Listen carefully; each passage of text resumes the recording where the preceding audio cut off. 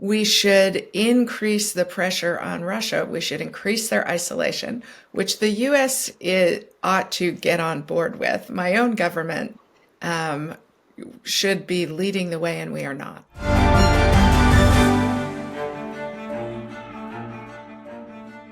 Hi, I'm Maddie, Hale, and welcome to the Trump Report. Today I've got Kori Schake on the show. She is a senior fellow and director of foreign and defense policy studies at the American Enterprise Institute. Kori, thank you so much for joining the show today. It's a great pleasure. I want to kick off with the news of this peace agreement that has been reached between Israel and Hamas, nearly 2 years to the day since this kind of conflict really began. In the first phase, Israel will partially withdraw troops from Gaza. Hamas will release Israeli hostages along with those deceased, and Israel will free Palestinian prisoners. So can you walk me through this, Kori? How significant is this? I do think it's really significant and a great achievement that the president was able to bring the two parties together. I'm genuinely surprised because the hostages are the last card Hamas holds.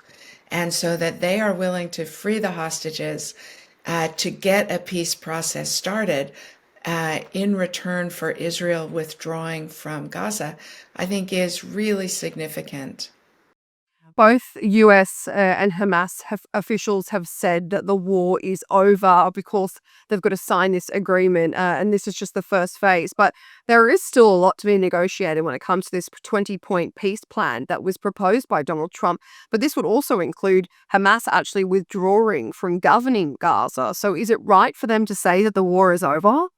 Well, I think it's a hopeful sign that they're willing to say the war is over, but exactly as you suggest, there are a lot of things that still have to be worked out, like where the line of Israeli withdrawal will actually fall, whether the Palestinian Authority will be put in charge of governing Gaza, whether other countries will provide peacekeeping troops to stabilize what will be a very fragile peace, and of course, the reconstruction of Gaza. If this part isn't signed off, if you don't see Hamas withdrawing from governing Gaza, what is stopping Hamas from attacking Israel again once they've regrouped, once they've rearmed this terrorist organization, which could lead to another conflict? Because we know that Israel will, of course, retaliate. I think that's exactly right. And the president has backed up Prime Minister Netanyahu that if the deal falls through, Israel will proceed with crushing violence against what remains of Gaza. While Jared Kushner and Steve Witkoff are in Egypt, Donald Trump has said that he's weighing up, considering going to Egypt himself. The White House then released a photo of Donald Trump and they labeled him the peace president. So do you look at this situation and think this was a diplomatic win for Donald Trump? I do think it's a diplomatic win for Donald Trump. It's not the eighth war he ended, surely, but getting Israel and Hamas to a point to end the violence in Gaza, I do think is really significant. Over to kind of what's been happening with Russia and Ukraine. Kori, the Financial Times is reporting that NATO is becoming alarmed over Russia's hybrid war. So that's the cyber attacks, drone incursions, misinformation about really the status and the realness of what's going on in the war. And of course, these drones and jets entering NATO airspace. So it's reported that NATO allies are considering options to combat this. But it's not from a defense point of view, it's more from forward-thinking measures. So what would this entail, these measures to combat this?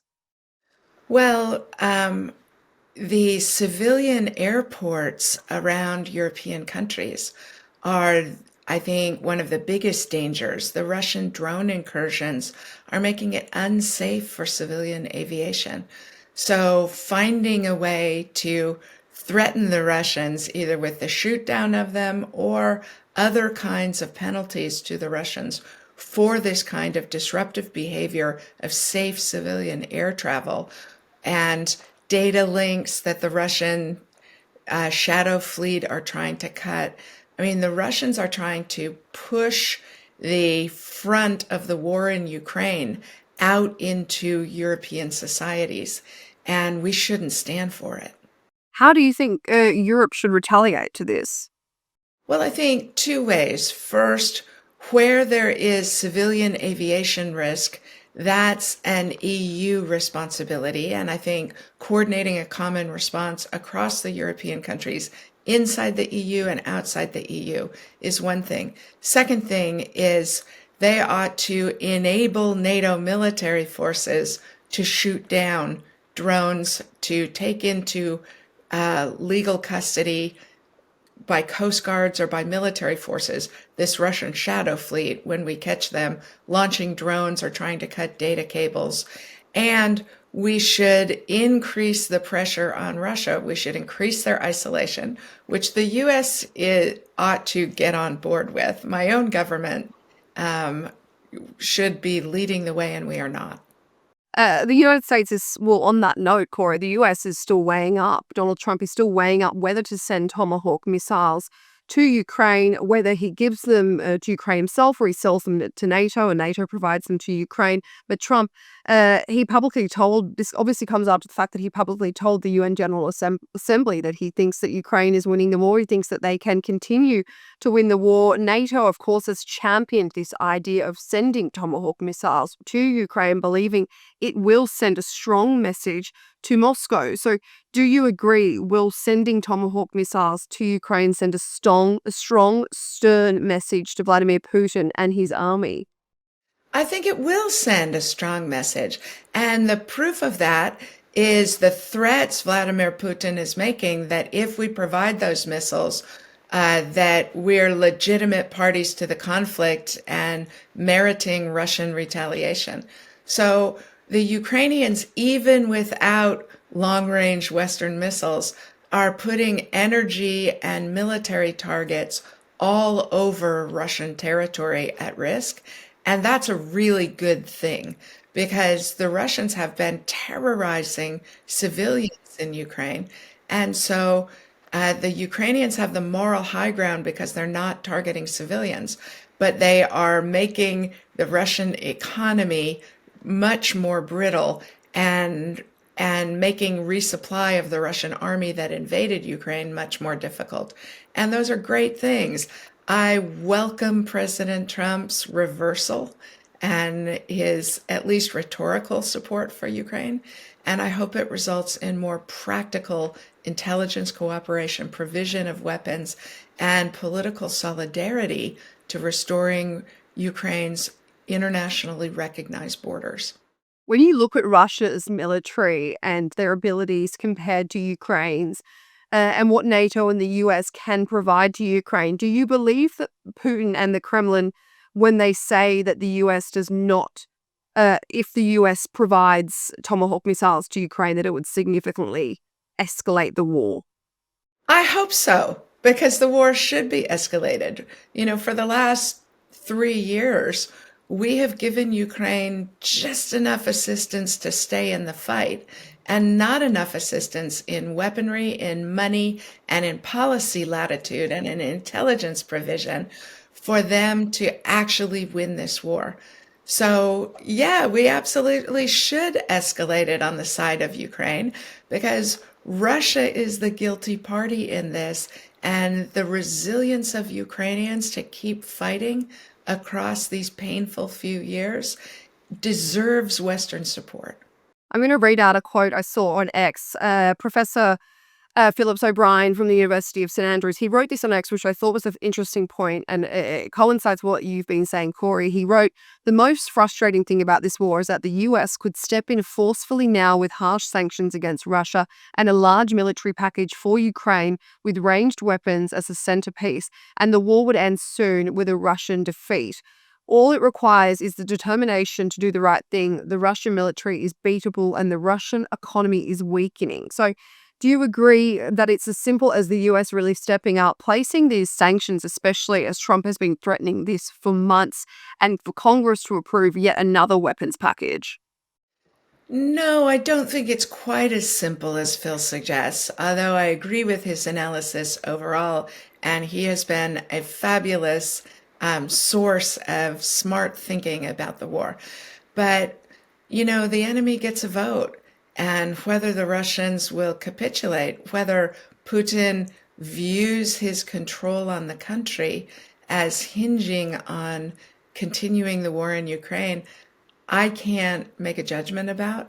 So I think strategists always worry about what the options are and where things could go wrong. So I'm nervous that Phillips O'Brien thinks it will be that simple an equation, but I still think we should do it. Yeah, you think that sanctions should be implemented on Russia, further sanctions? Absolutely. Instead of sanctioning India and other countries that are buyers of Russian oil, we ought to sanction the Russians directly instead of hurting friendly countries that are in need of energy. So, yes, we ought to dramatically increase the pressure on Russia.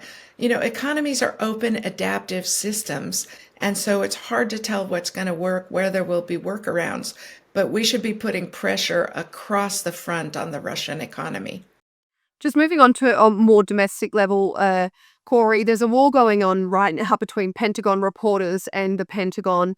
Last month, we saw Pete Hegseth announce that there were new restrictions being put on reporters. They were now required to sign a pledge that they will not publish certain information that hasn't been authorized for release, even if it's unclassified information. If they break this pledge, they will have their press credentials revoked. Journalists also aren't allowed to willingly roam the halls of the Pentagon. Some have lost also their working spaces inside the Pentagon. So after a bit of backlash, they changed it so that mandatory approval before publishing is not explicitly required. So it's a little less aversion, but still there's requirements, restrictions in place. So the Pentagon Press Association issued a statement arguing that the rules are intended to stifle a free press and expose journalists to punishment for doing their job. So Corey, you've worked in the Department of Defense. Is this stifling the press? It's an attempt to stifle the press, but it is so far unsuccessful. And gloriously, the Pentagon Press Corps has adopted what I think is the only successful strategy for dealing with the bullying and the political pressure of the Trump administration, which is to create a united front. Not a single Pentagon journalist was willing to sign up to the administration's terms. And that's why the Pentagon backtracked on it. You know, the secretary's office is acting like the Pentagon does journalists a favor. And actually, it's quite the reverse. 0.5% of the American public are in military service. If you want the 335 million Americans to understand their military and to support your policies, you've got to make the case publicly.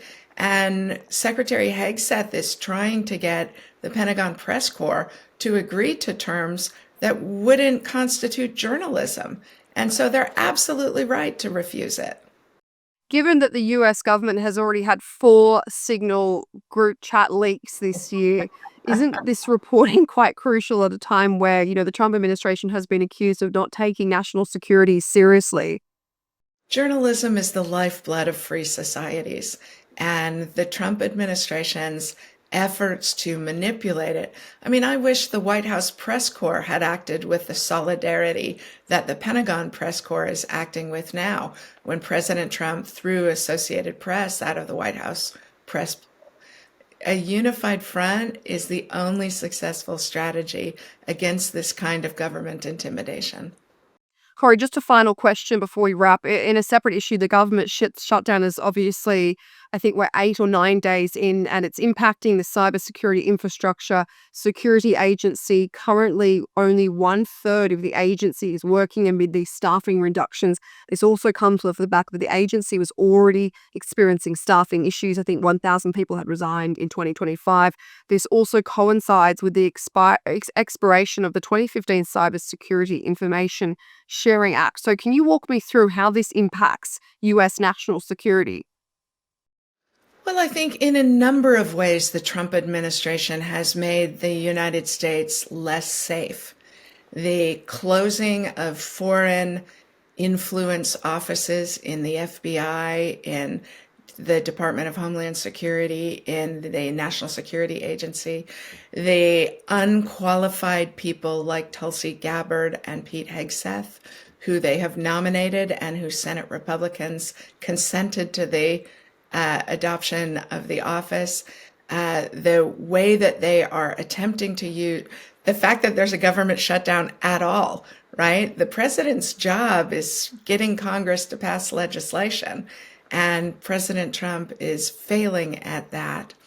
And all of the ways that they are attempting to control and to encourage people to take legal and physical action against their political opponents is driving talent out of the US government. In all of those ways, the Trump administration is making Americans less safe. And we'll be really lucky if we get through the president's term without something really dangerous happening. Kori Schake, thank you so much for joining the Trump Report. It's a great pleasure.